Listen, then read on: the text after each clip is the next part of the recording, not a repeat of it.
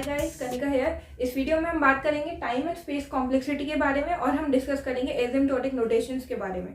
हम कुछ एग्जांपल्स लेके देखेंगे और देखेंगे कि time complexity and space complexity कैसे कैलकुलेट करते हैं।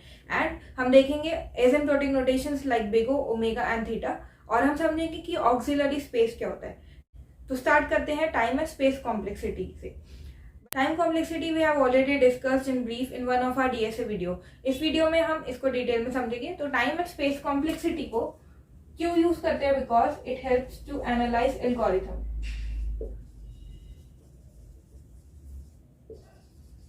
एल्गोरिथम एनालिसिस में time and space complexity useful है। बट हम क्यों कैलकुलेट करते हैं time and space complexity?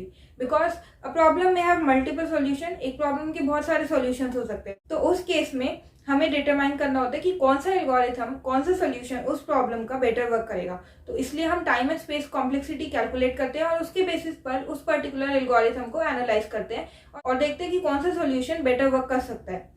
Time complexity जब हम कैलकुलेट करते हैं तो हम देखते हैं कि एक पर्टिकुलर एल्गोरिथम कितना टाइम ले रहा है। तो वो टाइम मल्टीपल फैक्टर्स पर डिपेंडेंट होता है। सो time taken is dependent on multiple factors.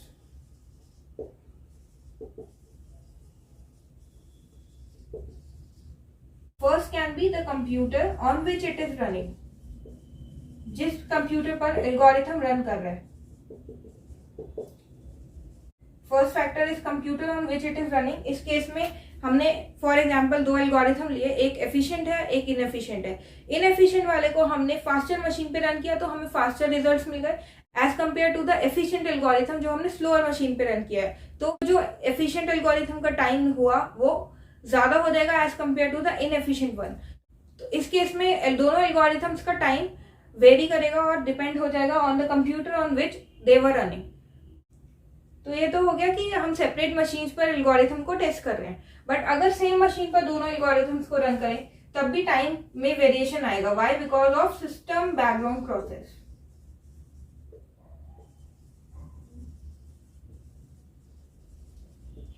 दो एल्गोरिथम है, हमने दोनों को सेम मशीन पर टेस्ट किया, बट इसमें भी वेरिएशन आ सकता है because of system background process.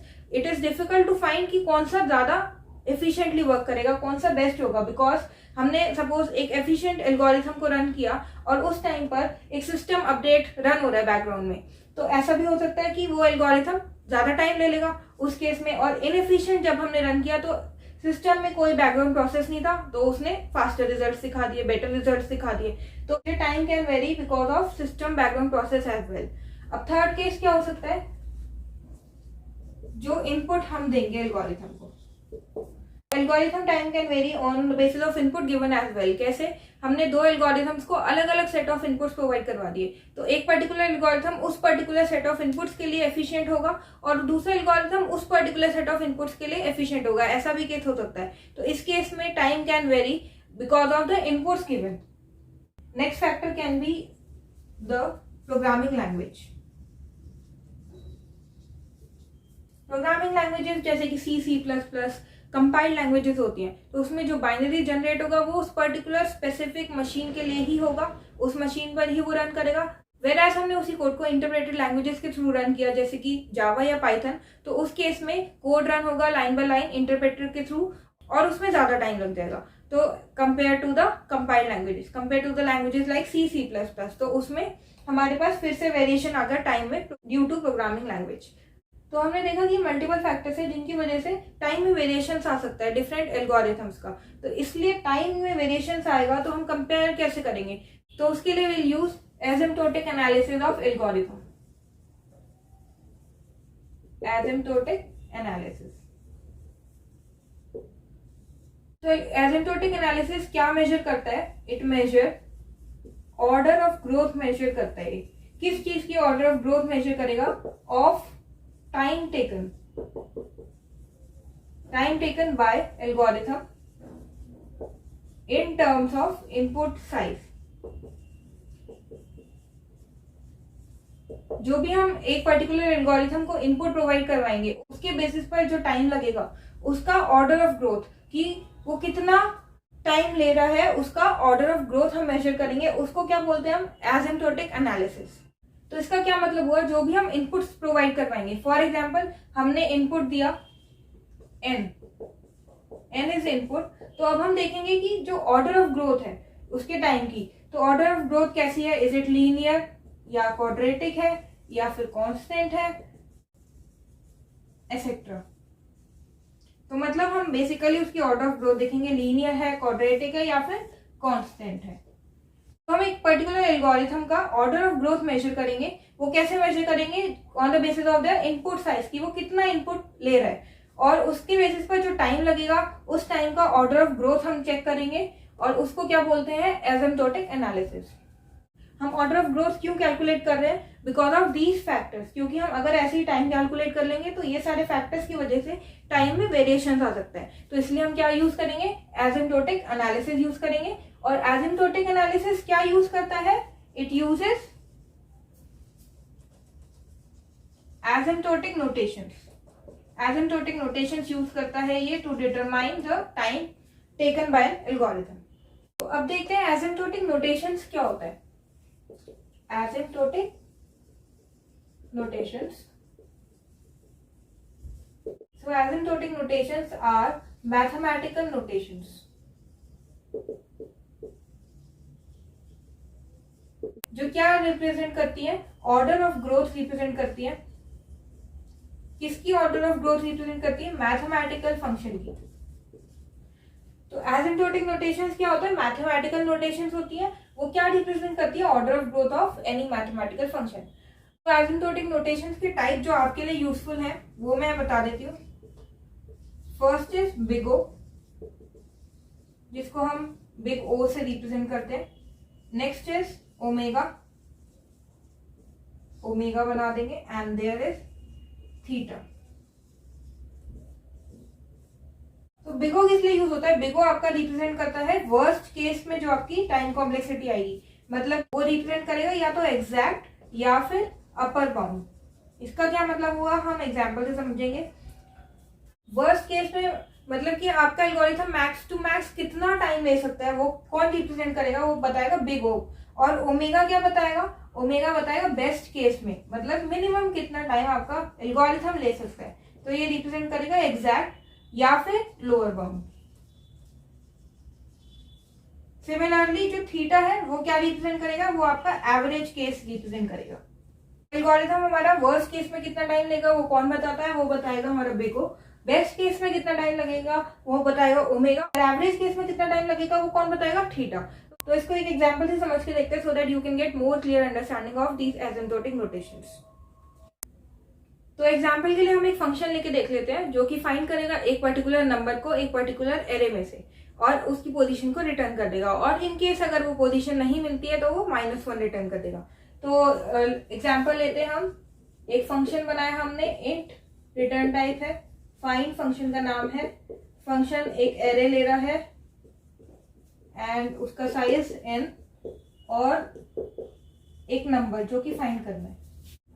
तो हम लूप चलाएंगे for int i equals to 0, i less than n तक i प्लस प्लस। उस लूप में हम सर्च करेंगे इफ एरे ऑफ i, अगर वो नम के इक्वल हो जाता है तो हम रिटर्न कर देंगे उसकी पोजीशन को, नहीं तो फिर हम क्या रिटर्न कर देंगे, -1। तो ये हमारा बेसिक कोड है जो कि फाइंड कर रहा है एक पर्टिकुलर नंबर को और उसकी पोजीशन रिटर्न कर रहा है, और नहीं तो वो -1 रिटर्न कर रहा है अगर कोई पोजीशन नहीं मिलती है तो इस फंक्शन की टाइम कॉम्प्लेक्सिटी को देखने के लिए हम एरे ले लेते हैं। सपोज हमारे पास है, सपोज n हमारे पास है 5, तो हमने ले लिया 10, 50, 70, 20 एंड 90।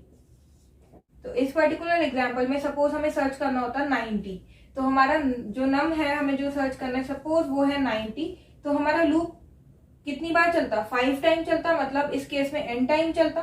तो इस केस में हमारा लूप n टाइम चलता, मतलब कि ये हमारा हो गया वर्स्ट केस कि जितना max to max loop run कर सकता है। मतलब हमें अगर एलिमेंट ऐसा फाइंड करना है जो कि सबसे लास्ट पोजीशन पे है, तो हम उस केस में देखेंगे कि कितनी टाइम लूप चलेगा। तो लूप चलेगा हमारा n टाइम्स लूप चलेगा। तो इसके लिए जो वर्स्ट केस हो गया मतलब मैक्सिमम केस, तो वो n टाइम हो गया, तो इसकी टाइम कॉम्प्लेक्सिटी क्या हो जाएगी, big O of n। Big O of n, big O क्या रिप्रेजेंट करता था, वर्स्ट केस, या तो वो एग्जैक्ट रिप्रेजेंट करेगा या फिर अपर बाउंड रिप्रेजेंट करेगा। मतलब ये पर्टिकुलर एल्गोरिथम इससे कम भी टाइम ले सकता है, बट मैक्स तो इतना लेगा ही लेगा। तो वो कौन रिप्रेजेंट कर रहा है, वो रिप्रेजेंट कर रहा है बिग ओ। बट अगर एलिमेंट जो हमें सर्च करना होता वो होता 10, मतलब हम फर्स्ट पोजीशन पे ही हमें एलिमेंट मिल रहा है, तो हमें एक ही बार लूप चलाने से एलिमेंट मिल रहा है, तो उस केस में हमें मिलता omega of 1 time complexity, because omega क्या रिप्रेजेंट कर रहा है, best case.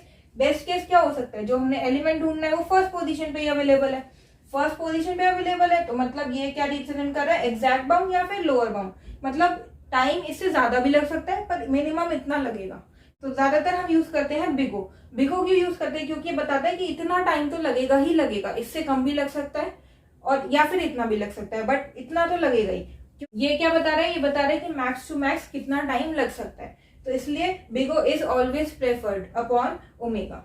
So let's take another example जिसमें कि हमें टाइम कॉम्प्लेक्सिटीज दी हुई है फंक्शन की और हमें कैलकुलेट करनी है उसकी बिगो नोटेशंस। तो हम कैसे कैलकुलेट करते हैं वो देखते हैं।